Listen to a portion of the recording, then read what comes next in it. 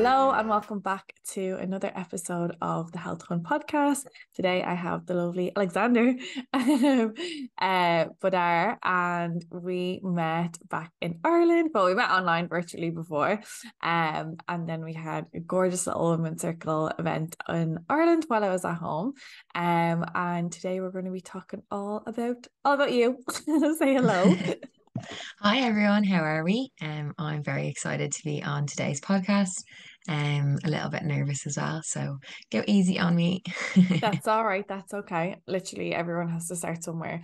It's so funny because I feel bad because I'm so flowy with this at this point. Everyone's like, so what are we going to be talking about? I'm like, oh yeah, I have to pick.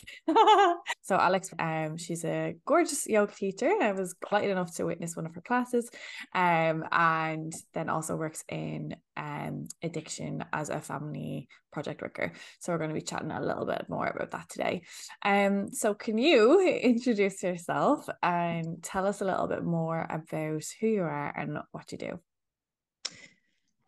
I always find this question so hard because I'm like, introduce yourself, and I just want to talk about like career wise, but then I'm always like, I don't want to like get lost in that either. Yeah. So I'm just gonna start with like a little bit about myself. So, I live in Dublin, and my background is Romanian. So my parents are Romanian. So yeah, I'm a second generation migrant, which is pretty cool. Gives me a nice outlook on life sometimes, or yeah, changes my outlook on life sometimes, I guess. Yeah, I like grew up in Dublin, not really much interesting stuff going on there. And then I went, well, I went to college. I studied business and sociology for my undergrad. And then I started working then. And so I'm working in homelessness for the last like 5 years. I was also volunteering with Jigsaw. I don't know if you know them, they're a great organization, um, a mental health organization in Dublin. Well, actually all around Ireland now. But I was volunteering with them for like 4 years as well. So working in homelessness and addiction then for the last 5 years, and I've just started my trauma masters as well. So we love that. It's all go around here. Amazing, Oh wait, amazing. actually, and then I became a yoga teacher in the meantime as well. Sorry. All in the mix. Why not add more to All in it? there. Yeah. Will you tell us a little bit more about your time in Jigsaw? I remember we chatted about it briefly before. I remember you like saying that you were doing like amazing things in the community. For anyone listening, Jigsaw is a community based charity is it just in Dublin or is it in Ireland? No, it's in Ireland now, it's national. Yeah, yeah. I actually found it interesting when we spoke about it before because when I worked in the corporate world, that was kind of like one of our charity partners. And so I would have worked with them a little bit and done some of the trainings. And then when we were chatting about it, you were like, I worked with them. I was like, no way. Me and Alex have quite a lot of interesting crossovers and synchronicities of things that have just kind of happened the way that they've happened. So I feel Yeah. like the universe has brought us together for sure, which we love. But yeah, sorry, can you tell us a little bit more about like volunteering in Jigsaw and what that looked like for you? Yeah, so I was on their youth advisory panel. So basically what we did was we worked with the staff, and like the volunteers worked with the staff in order to kind of make the organization as like accessible to young people as they could. And so obviously by having us young people on, but we actually did loads of really cool stuff. Like I always look back so fondly on my time in Jigsaw. Like we did so many like events, and I was actually at the RDS the other day, just at a wellness event with my mom, and I was like, oh, I spoke here one time with Jigsaw. Like we did so many cool things. We spoke at like Grad Ireland, and we did so many like conferences, and like I was in Switzerland as well, like at an EU like youth dialogue thing. And like we got picked to go as like the Irish mental health delegation. So it was like really cool. Like we did lots of really cool stuff. But basically it was just like raising awareness around youth mental health, and then like working closely with the staff to see how they could make their services more accessible to young people. So like we would have like helped design like the buildings, and we would have helped like design like even like the letters that they send out, and just how they communicate with young people. So it was actually Mm. really cool. It was an amazing experience. I would definitely recommend anyone to like volunteer with them. They're a great charity. So yeah, I was there for like 4 years. And I think it was definitely like the making of like, because I started when I was like 17. So I think it definitely like got me really interested in that kind of space of like Mm. NGOs and like charities and kind of the work that they do rather than in the more like corporate world, because my undergrad was business and sociology. So obviously the corporate world is probably where I probably should have been heading, but here we are. No, you're all good. Stay where you are. Yeah, No, I'm fair joking. here. I was going to ask though, do you think that that would have set the tone for you to kind of, think about what that might look like in a career for you? So you kind of chose that for college, or were you always going to choose that in your college choices, do you think? So funny enough, I kind of always wanted to work in business, but I really was so interested in like sociology and like psychology and all these lovely human studies. And I was like, I remember actually saying, because someone was like, why did you pick business sociology? That is the most random thing to do. And I was like, I needed something to get me a career. So I wanted the business. And then I was like, I needed something to get me through college. So that was the sociology. And I always thought that I'd end up working in business. And then it just switched. It was the business I used to get me through college. And then the sociology kind of ended up being my thing. But then actually, I had a very full circle moment this year when I launched Begin Again Yoga, that I was like, oh, I'm finally putting my business skills to use. I love it. Um, yeah, Yeah, so I feel like we're always kind of doing what we're meant to be doing. Like I did an e-learning job for like 6 months, and when I came out of college, it was like, what the fuck am I doing that? It's nothing to do with my degree. And I'm about to launch my relationship with food course soon, and it's all connecting, it's all adding up. So like I absolutely do think that everything that we do happens for a reason. You're always learning something. Um, definitely, yeah. do you think then your passion working with like Jigsaw and working with mental health led you to kind of continue the studies into your master's, or what has led you here? Yeah, definitely. I think the more I interact with people, the more I realize how I don't mean this in like a really like everyone's like there's so much problems in the world, because there is, but well, but like I think I just realized more how much help is actually needed, and how much Yeah. like good help, like how much like intentional work is needed, rather than like, oh, I do this thing and whatever. Like, it's like, even yeah, like just being intentional in your work. I feel like I realize how important that actually is. Like, even as like, I don't know, I'm obviously not in like the gym world, or like, but even like as a PT, it's like being intentional with your job. And like, even Mm, like like I don't really know anything about, well, I know a bit about hormones, but not that much. But but it's like being intentional with what you put out there. It's like it doesn't have to be always like charity based and free, and like like you can, obviously you have to make money because you have to live, and that's fine.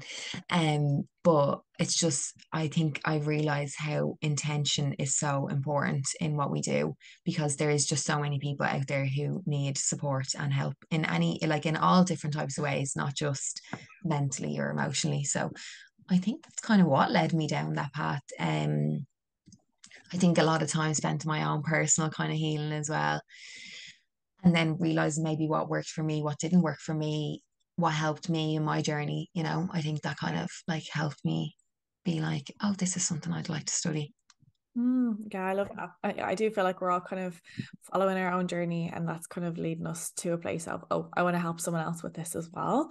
Yeah, And through education and then our own personal experience and our own passion or our own intention, like you said, it can help with really having that full rounded experience and service and like purpose in what you do in your day to day. Like I definitely. think I definitely think that I could not work in a job that wasn't so purpose driven. Myself, I know loads of people do it and they're like, I'd rather just enjoy my life and work as a means to an end, and that's you do you. But I feel like for me, I'm the exact same. I just feel like I need that intention, that deeper purpose as well. So that's absolutely gorgeous. What does a day in the life look like for you as a family project worker? So it changes every day. If you can get a Um, day.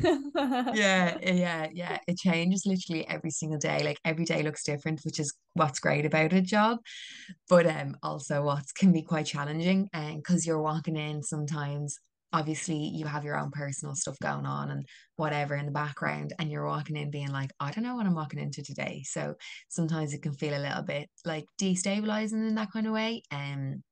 Which is something that I can struggle with sometimes. Well, I and everyone else, we like to have our certainty, but yeah. So usually, to be honest, though, I work in like family, with families that are in emergency accommodation and homelessness. So I usually just do whatever they need me to do, and that could be on a day, that could be helping them fill out a medical card application, or it could be listening to them crying for 3 hours, or it, like it literally varies. Like it's so hard to pin it down. And like I feel like when some people meet me or whatever, or when they get to know me like a bit better, and then I'd be like, oh, this happened and blah, blah, blah. And then they're like, oh God, I didn't realize you'd have to do that. And I was like, yeah, I just do everything. Anything and everything is game. So um I feel like in family services it's a little bit different, but I spent some time working in adult, so with men actually, mostly. But yeah, when I worked with men, that would have been like a bit more challenging, like a bit more incidence based. Like there would have been a lot more chaos, and because that would have been a lot more addiction, and like yeah, like a lot more drug use. Whereas the families wouldn't be as like apparent, obviously. Just yeah. So a day in, sorry, yeah, I literally can't answer that question because it's like a day in the life looks so different, which is what you love about the job, but also sometimes what you hate about the job, because you're walking in, sometimes you're like, oh, I expected to have a nice day today. And the first 5 minutes, you're like, today is not going to be a good day. Yeah, yeah, absolutely, absolutely. I feel like that's it. That's what a lot of different jobs as well. It keeps it spicy. Yeah, it does. It does. Yeah, no, no. But yeah, no, of course you're never gonna like it, once you're kind of in a people facing role, it's gonna be led by people at the end of the day. And I think Yeah. it's so nice, isn't it? Because you're just like meeting them where they're at and doing like showing up and supporting them with what they need support with on the day as well. Oh, Um, definitely. Yeah, yeah. And that, do you know what? That actually is a really good point. And it took me a really long time when I first started to kind of really, I knew it. Some things like you cognitively know, but it took me a long time to know it. Like in here, like you just go in and you'd be like, oh, we're going to do a support plan today, which means like, hi Orla, these are the 8 different like stages that we have of support. So like medical support, like housing support, addiction support. What do you need help with? And in my in Alex's personal opinion, I would be like, this person needs help with coming or reducing their drug use, or coming off something, or maybe even stabilizing their drug use. And they would be like, I want to learn how to cook. And I'd be like, what? And like I just found that so difficult, because I would be like, no, you need help with this. And they'd be like, no, I need help with this. And I'd be like, okay. And it was so hard not to take it on. And like in fairness, I did start the job really young. I was 19 as well. So like it's very hard to like understand that, I guess, at 19. But like you would get someone to a certain stage, or you'd get them off this like level of like drug use, whatever, and then they would relapse, and it would be so hard not to take that on yourself and be like, was there something that I did, or could I have done it differently? Blah, blah, blah, blah, blah. And like, maybe I should have taught them how to cook that. And like, so I think that's a really nice point there, what you say about it is actually just walking into work and being like, I have no expectations how today is going to go. I'm going to meet that person where they're at. And it's very easy to say that in here, but like actually feeling that is like, and being intentional with that, and actually meeting someone where they're at, and not kind of placing what you think is where they're at on yeah, them. So yeah. yeah. That's a really nice point that you actually said that. I love it. I think that's a lot with mental health in general, really, isn't it? That like we can look at the theory, we can look at the knowledge, we can look at, the best practices for therapy and da da da da. But it's like, okay, what does the individual in front of you actually need in that moment? Like, what are Need. they actually Yeah. presenting with? Like, yes, there may be things that are better for them, but in that moment right there, they might just want to be seen or heard. In that moment right there, they may not need their problems fixed. They may just need to be able to feel comfortable with the discomfort they're experiencing in their body. So Yeah. I really think that that's where we're moving towards, but I think that's been the issue with mental health, that it's really been about like judgment. Even with addiction, I think I remember years ago, Oh before yeah. I started learning about trauma and really looking into this stuff from a level of understanding, I was like, there's just something not sitting right with me about addiction. Like, what is it about addiction that people have such like judgments towards? Obviously there's stigma, obviously there's fallout, I suppose, as a result of people experiencing addiction. But can you explain for people listening just a little bit more about like what addiction actually is? Like, it's a disease in itself, because I think a lot of people talk about like, I have an addictive personality, and it's like, no, you have addictive tendencies, or your nervous system is in fight or flight in that moment. But I was, can you explain a little bit more about like the difference between like full-blown addiction versus I suppose these traits that people kind of speak about with addictive tendencies? So I would say from like a trauma informed kind of place, I would say that addiction is always a trauma response. Like I have never, and this is more, well, it is actually theory based as well, but it is personal as well, in the sense that I've never met someone who's had a good life who's like addicted to heroin, to be honest. Like Yeah. I've never met someone who's woke up in the morning and said, today is a good day to do heroin. Like, and like I think it really, and obviously I got a lot of judgment from where I work about it, and they're like, how can you work around them people and all this? And I'm like, what are you talking about them people? Like there's nothing wrong with them. Like, okay, obviously they have their own issues, but like in terms of like being a human being, they're just literally a human being, and they've had a really hard time in life, and that's just how their body has chosen to adapt to it, and to cope with whatever's gone on. So like I always say that addiction is a trauma response, like they're running away from something. And then I would say with addictive tendencies, is the same thing. I would say it's just you're trying to avoid or distract, or like for example with like, probably I'm guessing obviously you know more about this than I do, but like with like binge eating and stuff, it would be similar. And then even with like, if you're addicted to running, or if you're addicted to exercising, or if you're addicted to working, it's like I'm trying to, oh, this big feeling has come up inside me, I'll just open the laptop and do some work, because it's like I don't know how to deal with this feeling. But you're just like, people with addictive tendencies, I would say, are using more like socially acceptable ways of Mm, of moving from their distraction, their emotion. Like obviously we would see someone as like, we would see like someone who's addicted to heroin as like in full-blown addiction, or even just like not even heroin, but just maybe something like, I don't know, smaller.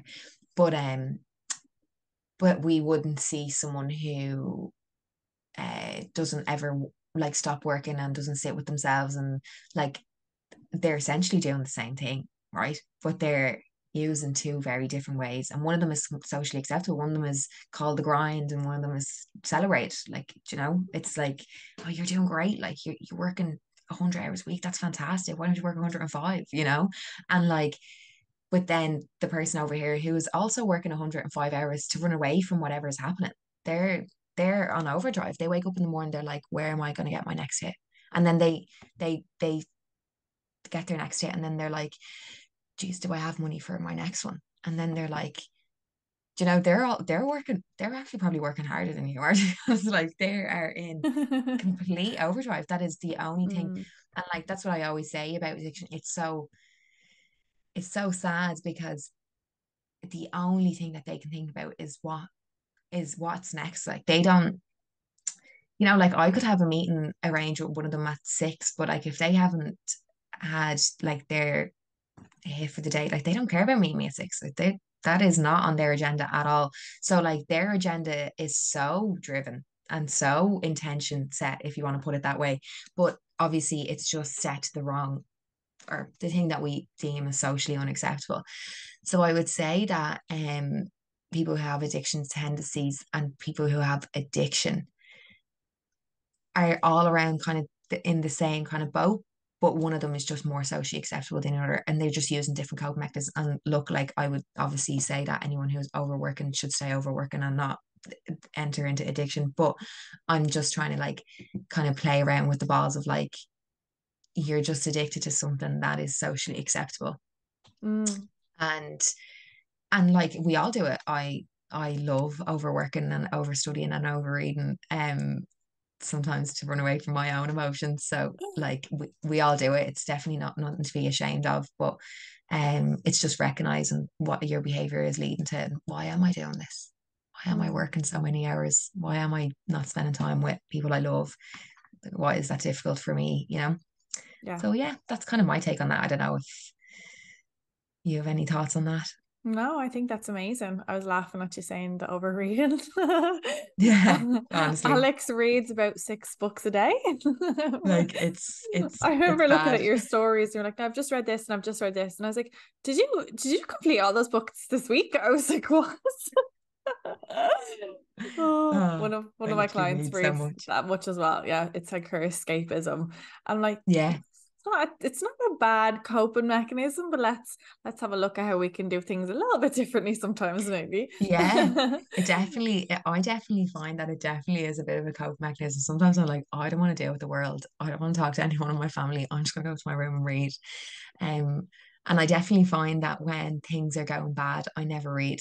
I was like, that's really interesting that like when my emotions are really heavy, I can't get rid of them and I can't read. I can't get into the like reading mindset. So I'm always really careful of that, being like, what's going on for me right now?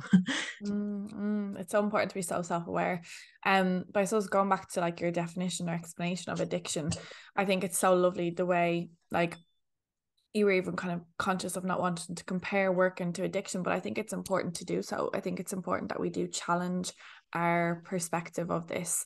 Like we have such stigma, we have such like, and obviously I'm not undermining like what comes alongside addiction with Mm. heroin, for example, versus working. There's behaviors, Yeah, there's quite a lot of other issues. But when we come at it from this angle of understanding, this angle of understanding that one is more socially acceptable than the other, we still come down to the person's humanness, and we can then choose compassion. We can still see, okay, like what you accurately mentioned as well, binge eating disorders in general, they're a coping mechanism for control or a coping mechanism for the discomfort in their body. And I even see it as well working more and more with my clients, and this is why I'm moving into trauma studies, because I see majority of my clients with issues with eating disorders, disordered eating, body image, PCOS, IBS, they have some sort of adversity and trauma in their past. yeah, I And it definitely would yeah, imagine. and it just shows up in some way then. Like I didn't even realize myself I had eating disorders. I had all sorts of things wrong. Didn't know I had suppressed trauma. So I think it's really important to have these conversations to understand what it is, first of all, and then see the humanness. Because again, like these people who are trying to recover from addiction, and if they can't get human connection, which is so vital for, support, community, helping them feel connected with themselves, helping them not feel more alienated and feeling like they can, you know, Yeah, through connection of emotions, we can help each other through it, I suppose. But yeah, I just really wanted to talk about that today, because I think we all think that we're separate and it becomes like a them versus us, when definitely. Yeah, it's yeah, literally just shifting the goalposts. Like where's your goalpost at right now? And mine used to be food, mine used to be my body, mine used to be fucking all sorts. Whereas now it's like fucking scrolling my phone and procrastinating. That's my go-to now. And that's like, I suppose it helps me cope better and it's more socially acceptable and all that kind of stuff. But it's still something that I struggle with. It's still something that holds me yeah, back. It's still something that really fucks me off at the end of the day. But yeah, it is just your nervous system's way of regulate mitigating. itself. Yeah, it's mitigating. Yeah, to either you're reactively mitigating or you're avoidant. Which basically means that you can be kind of, you know, reactive and kind of in people's faces and explosive and the doing, the working, the running, all that kind of stuff. Or avoidant, you can shut down and suppress and procrastinate and, you know, withdraw, isolate, all these different aspects. So again, when we can understand what's showing up in the nervous system, we don't really have to label it. We can actually just come at it from this angle of compassion and understanding. And I think a lot of women struggle with that compassion. I think they really struggle to understand that there's a reason why they are the way that they are, why they behave the way that they Yeah. behave, you know? Yeah. And it's funny because we're taught to be so compassionate and understanding towards everyone else but ourselves. Like yeah, hello, even me. Like, you know, it's like we're just told to understand everyone and not understand ourselves. And I think we do ourselves such a big disservice by not actually trying to understand ourselves. Because when we understand ourselves, we understand like the work. I think when you understand your own inner workings and how you're like, this is the way I would react, and then you just start to understand other people so much more, even though like other people's reactions might look very different to yours. I think once you when you try to like understand I I actually think that that was one of the reasons why I went like and done a lot of like inner work and stuff, that I was like, I'm really struggling to understand these problems of addiction and I'm struggling to understand mental health. And obviously I was thrown into that space so young as well. And like at such a developmental time of my own life as well. And I was like, I'm really struggling to understand all this stuff. Like, why is all this stuff happening in the world? And then I was like, you know, I just felt called to understand myself, because I was like, if you understand yourself, you can understand the world so much better. And what were the biggest kind of tools or services that you kind of use to do the work and to kind of go inwards? So for me, therapy was like genuinely hands down the best thing that I've ever decided to do in my life. I I had a lot of unprocessed trauma, bless me. But um, but yeah, therapy I think was like the biggest stepping stone. And I know, like, do you know when you're like, oh, therapy's brilliant, and everyone's like, but all therapists, you do the work when you're in with therapy, and I get that. But I do think that therapy is really important. However, I do think so, like, obviously that's talking therapy and it's like cognitive and it's all in your head. And well, it's not all in your head, but you know, you're talking about it outwardly and you're understanding it on an intellectual level. But I do think it's really important to somatically understand it as well.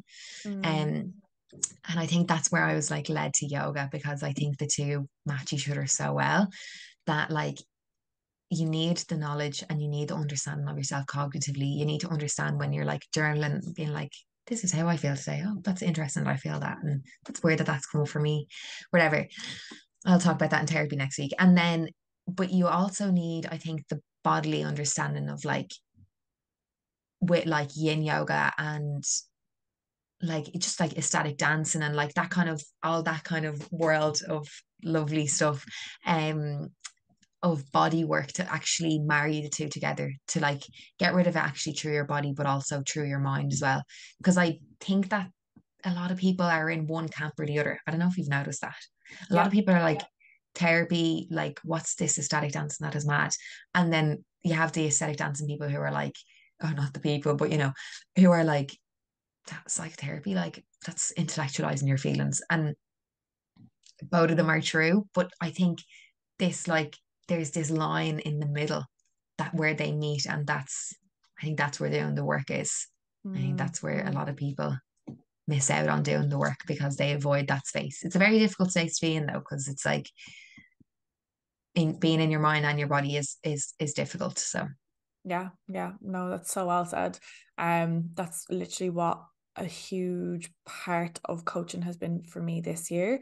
Sorry, change in my coaching has been trying to bring the body on board with the mind, because like what you said, everything was all about beliefs and conditioning and like, you know, what we need to unlearn and relearn. But it's like, okay, but how does that feel in your body?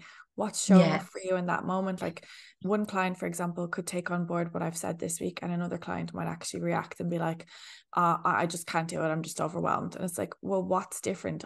there's no difference in what I said. It's because how they feel in their body, what they're experiencing. And this is really, really important, is that embodiment piece. It's like you need to Yeah, it's integrate both massively worlds important. Yeah. because they're not And separate.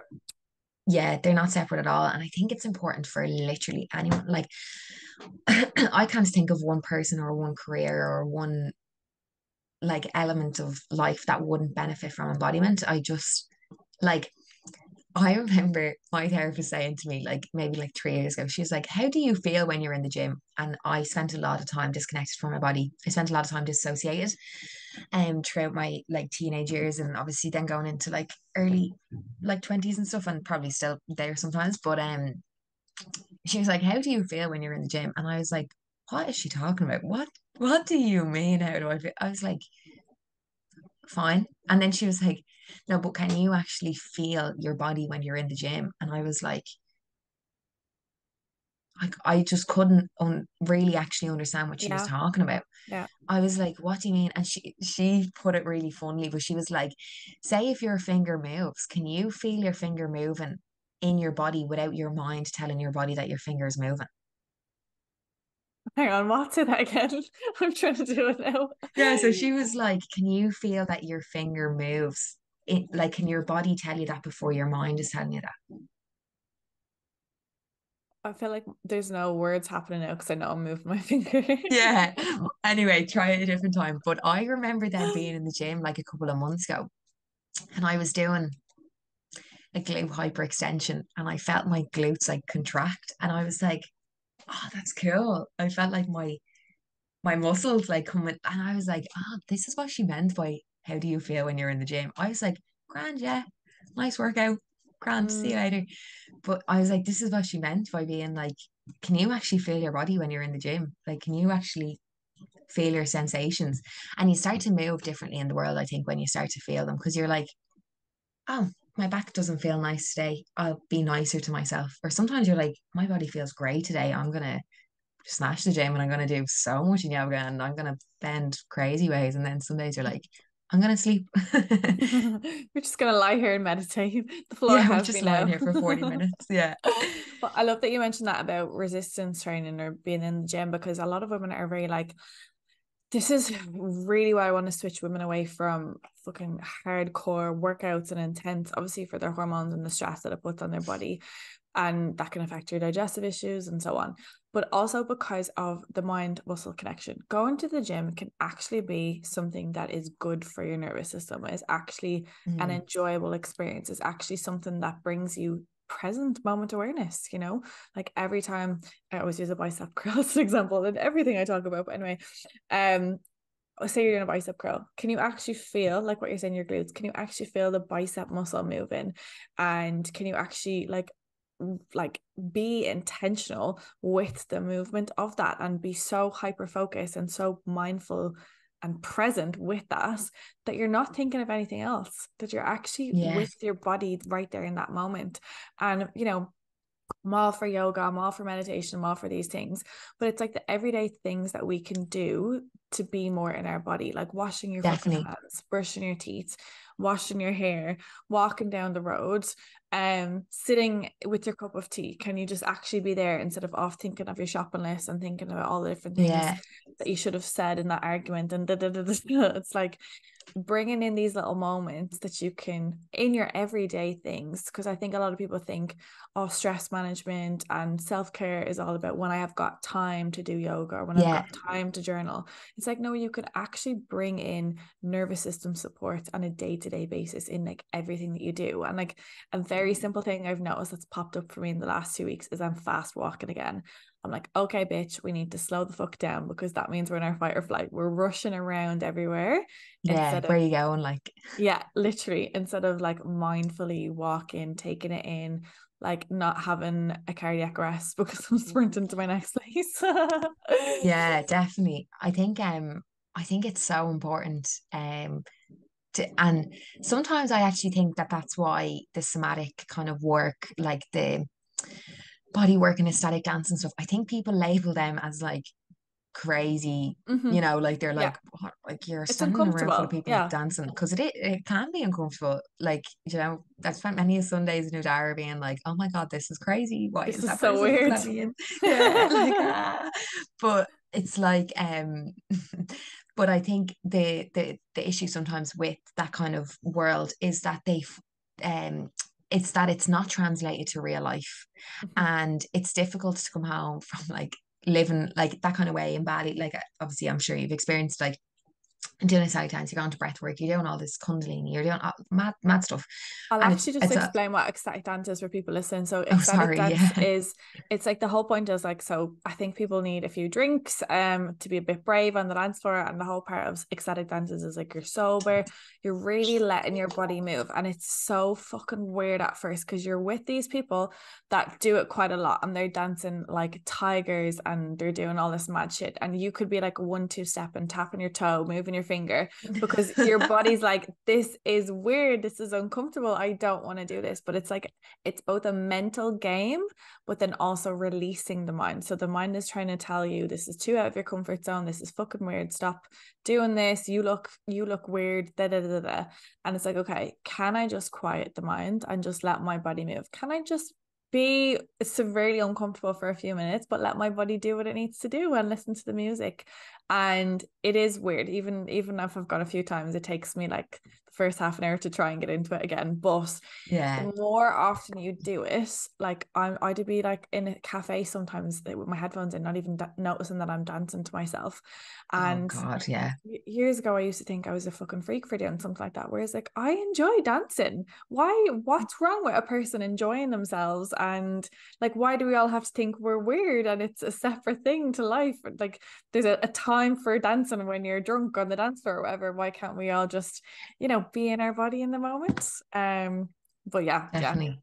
I think that sometimes that's where like an issue comes in with that kind of work, that it's very hard for like people to marry it into their day-to-day life. So I think it's really important that the thing that you said there about like, yeah, yoga and meditation is great, and yeah, journaling is fantastic, and it is because I love them things and I do them every day. But well, when I yeah, most days, but We try. yeah, we try, but but it is really good to be able to do them things, or to like be mindful in a moment and like catch yourself, like I have these alarms that go off 3 times a day. They're called, like, I just literally label it like the alarms, like, where are you? Like, it's like, are you in the conversation right now? Or like, are you waiting for the alarm to go off? Or are you like in a completely different world, like, and I remember that alarm went off. I was like with one of my friends, we were having a drink and I was chatting away to him and we were like in such a big, like, deep conversation. That alarm went off and I didn't realize the alarm went off for 20 minutes. The thing was ringing in my bag and someone was like looking at me. I was like, oh sorry. And I was like, I can't believe that alarm went off 20 minutes Love ago. it. And my like the iPhone was just ringing away and everyone was like probably like, what's wrong with that girl? And I'm sitting there having such a big conversation. And I was like, the title of that alarm was like, where are you? And I was like, here. Like, I'm so present that I I was so present that I wasn't even like, but I think it's so nice to see where you can bring them into the daily moment, like them daily moments, like even like gratitude, being like, what's 3 things I'm grateful for, or what's 3 things I'm feeling right now, you know, Hmm. Hmm. bringing yourself like into the daily, and like it could be anger, sadness, and lonely, whatever, but like you're checking in with your body, and you're not spending 45 minutes doing a journaling session or an hour and a half in a yin yoga class. All them things are fantastic, but yeah, as you said, sometimes you do need to just go back to basics and be like, how does my muscle feel in the gym today? Literally, That's being literally. mindful. Do you think your yoga has helped you down with the embodiment piece? Definitely. I think that, like, I think that I actually genuinely was never in my body until I started doing yoga. I don't actually think that I ever spent a moment, like, for like a prolonged period of time where I was like in my body. I like really disassociate, like, to a really high level. Mhm. I don't know if you've ever caught yourself in like a moment of dissociation, have you? I dissociate too. Yeah. Yeah.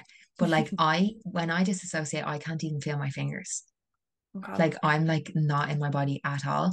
And yoga has helped me so much with that. Like, even when I'm doing like a pose and I can feel like a muscle stretch and I'm like, oh my God. And sometimes it's like actually emotional that I'm like, I'm so here right now. This is so cool. This is unreal. I never thought that I'd be here, do you know? I love that. Or like Yeah. I never knew what I was missing by Mm-hmm. not being in my body. um, which is unreal. But yeah, I think yoga has really helped me with that. Um, because I think that a lot of people think that yoga is just like being upside down and doing all these fancy poses. And it like obviously there is parts of it that is like that. But what it actually is, well, like yoga means union. So it's literally just uniting the body and the mind. That's all that there is to it. So you're just sitting there with your breath and you're feeling a pose in your body. And like the poses are designed to help you get into your, like, get out of your mind and into your body. That's literally the only thing that's supposed to do. I know that obviously sometimes we've changed yoga, like we've got rid of the bare essentials of yoga and being like, okay, let's do headstands for 3 hours, and you know, people do their thing.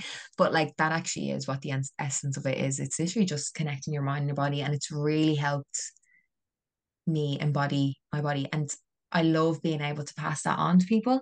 I just think that it's such a powerful tool. Like I feel so grateful that I'm able to bring that to other people. I love that. I love Yeah, that. it's great. Yeah, we've spoken on the podcast before about like how like the association with yoga can be like the headstands and the backflips and stuff like that. And it's really important to find like what type of yoga works for you. Yeah. Like yin has been that for me. But can you explain a little bit more about like, what trauma informed yoga is and what that can look like in a class?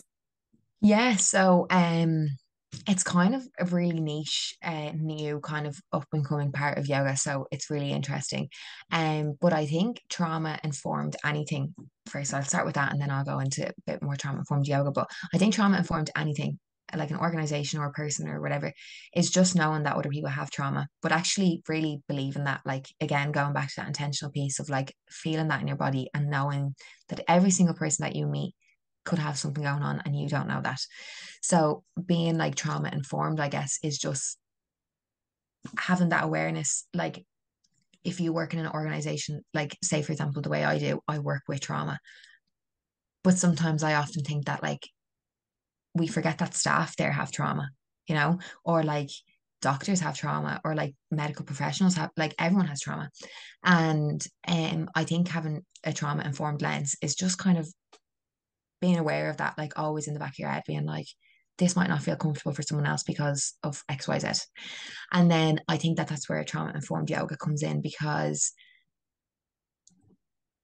it talks about kind of obviously activating your parasympathetic nervous system and how to like regulate yourself and feeling your emotions go through your body and stuff, and maybe trying to be present with them emotions. But maybe having a trauma informed lens is knowing that sometimes that person, that it's just too much for that person to actually sit with that. And I can't judge, like I can't be the judge of that. I'm not in their body, so I don't know what's happening for them right now. Like, so for example, like I remember talking to someone and they were talking about, do you know the happy baby pose? It's like when your legs are up in the air and like you're pulling your legs back. And like, for, say for someone who's experienced like sexual trauma, that can be really triggering to sit in that Mm-hmm. position and like be kind of, you know, like vulnerable to the world like that. And it's not for me to say, as a teacher, it's not for me to say, like, just sit in that, like, what, come on, like, you know, because it's like you don't know what that person's gone through. And another thing is like, even like I always say, close down your eyes if it feels safe to do so, because someone might not feel comfortable closing down their eyes. They might not feel, they might be afraid of like the unknown, you know, and that could be, I'm afraid of the dark, or it could be, I don't know what's going to happen if I close down my eyes, and I'm afraid of these emotions.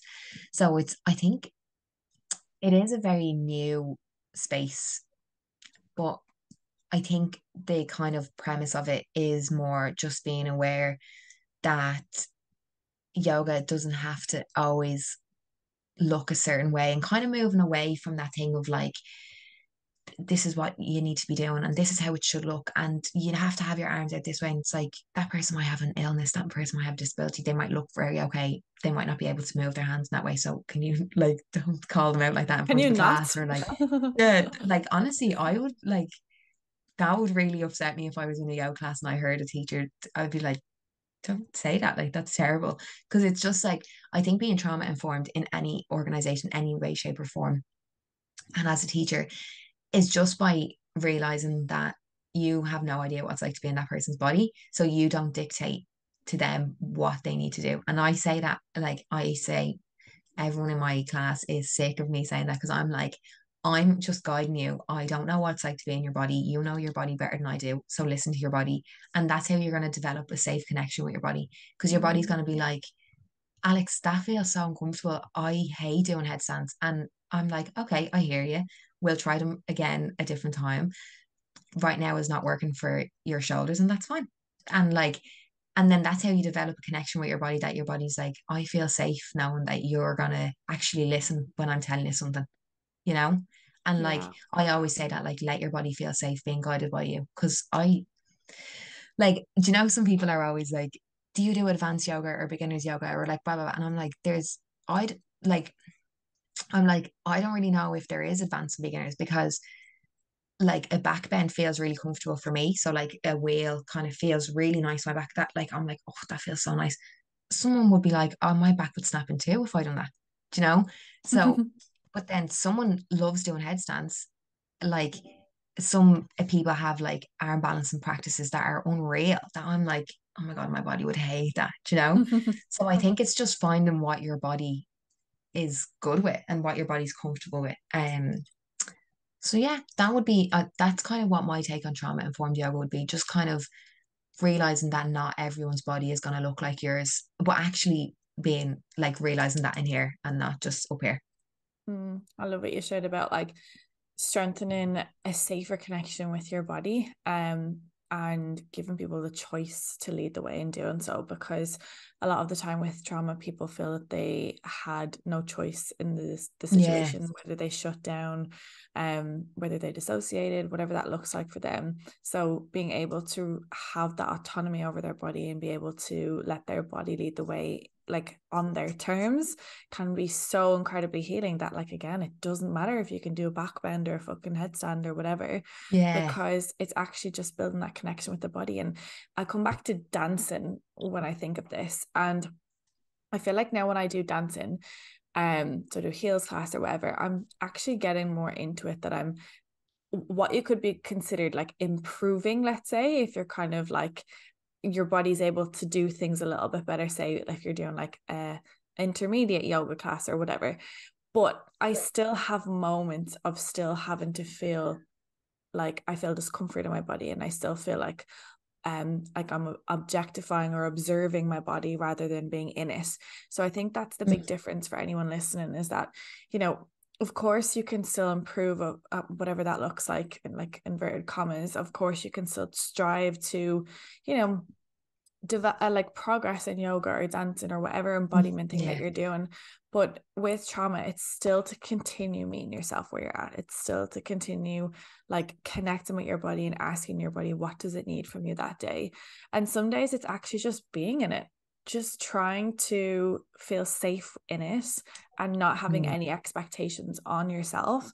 And sometimes it is, you're feeling good, you're feeling really safe, and you can fucking go for it, and you can shake your booty, or you can do a headstand, or you can do whatever it is that Yeah, you need to do. definitely. Yeah, Yeah. yeah, yeah.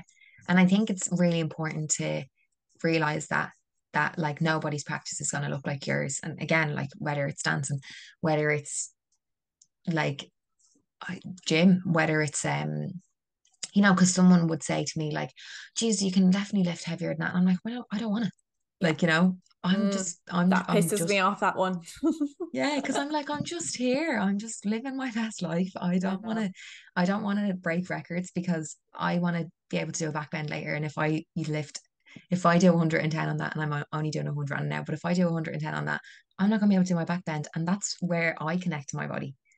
I Do you love know? that. So like Yeah. Yeah. that's where it feels safe for me. So I'm like, but to them, that 110 feels safe to them. So I think it's just recognizing that everyone is so different, and meeting them where they're at. And I feel like it's been a really long journey for me, kind of realizing that, like, even the way I was saying at the start of the podcast, when I was like about the when I started working, that took me a really long time to cognitively. I knew it up here. Yeah, you meet someone where they're at, you walk in. If they want to tell you they want to cook, they want to cook. But my I didn't understand that on my like physical body like that. I Mm-hmm. was like, I'd be resistant to that kind of thing. And I think it comes from like this idea of like we always have to better ourselves, and when we always need to strive for what's best for us and all this stuff. And like what's best for me is like, I don't know, doing a master's in trauma studies, and what's best for someone is just like, I don't know, reducing their drug use, Mm-hmm. or looking at like a plate of food and not feeling overwhelmed, or like being able to sit in child's pose for 5 minutes and not cry. I Mm-hmm. don't know. Who am I to Mm-hmm. judge? Like, you know? And a big part of that really is not being afraid to ask for support while doing so. So whether it's through therapy, coaching, counseling, going to specific trauma informed services, yoga classes, whatever that helps you along the way. Like, don't feel that you need to do this alone, because even just having someone point these things out and helping you meet yourself where you're at can have a massive that can be transformative for you. So yeah, thank you for sharing all of this. I have some questions for you. Um, so the first question is, what is your why and where did it come from? My why is I feel like my purpose is rooted in helping people. Um, and where did that come from? I guess it came from a time where maybe my inner child needed help and I didn't have the support around me. So I guess it comes from knowing what it's like to be in a very low and dark and scary place, and um maybe like not necessarily helping people to get, well, obviously end goal is to help people get out of that, but helping people to be in that as well, Mhm. and to stay with us, you know. So I think that's my why is very much focused on, I think it's honestly on like the basis level is just helping people. I love it. I love it. What are three things that you're grateful for?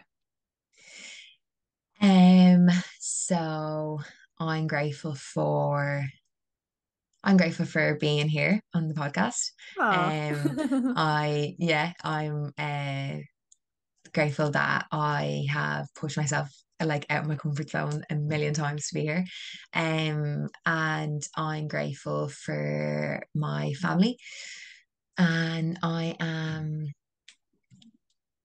grateful to like to be loved, to allow myself to feel like that feeling of being I love loved. that, to allow yourself to feel loved. I think that's such an important aspect with trauma, is that we don't allow ourselves to feel love, we don't allow ourselves to feel joy, allow ourselves to feel pleasure. It's like we're so consumed by the trauma that we've no energy left in the tank to allow these other aspects into our life and experience like all of life that it has to offer. um Last question, what are 1 to 3 pieces of advice you'd give to your younger self? Um, keep going. You're doing a great job. Although it doesn't seem like it right now. And It does from here. yeah. And like things will work out, like they always will. And I kind of always keep a very open heart. I feel like I'm quite good at that anyway, but just maybe like don't shut yourself off from the world and like love and everything that you deserve, because it's very easy to go into yourself. So yeah, that would Mm, be something that I advise myself. I love that so much. Thank you for sharing. Thanks, Can you Emil. tell anyone listening how they can learn more about who you are and what you do and where they can connect with you on socials? So my Instagram is Alexandra Bodor, underscore X, I think. And yeah, I have like LinkedIn, and my yoga is called Begin Again Yoga. So yeah, you'd probably just find everything on my Instagram. That would probably be the best place that I always direct everyone to. Yeah. Amazing, amazing. Thank you so much for coming on and sharing all your wisdom. I feel like this episode was just a little hug, which is so nice. And yeah, if you enjoyed this episode, go give Alex some love. Share this episode on with anyone who you think would be helpful. And as always, any ratings and subscribes are very much appreciated on Spotify and Apple. And we will see you on the next episode. Bye.